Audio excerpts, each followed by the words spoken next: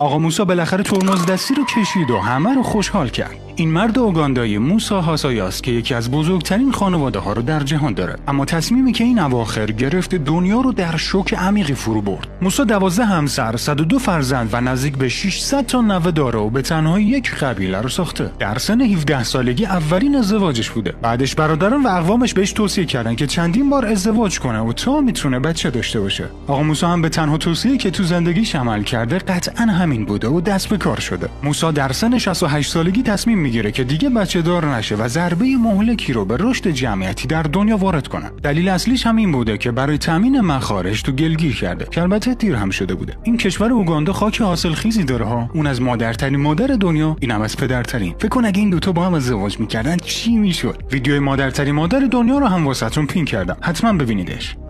واقعیت‌های عجیب و جالب دنیا رو میتونی تو فکتول پیدا کنی.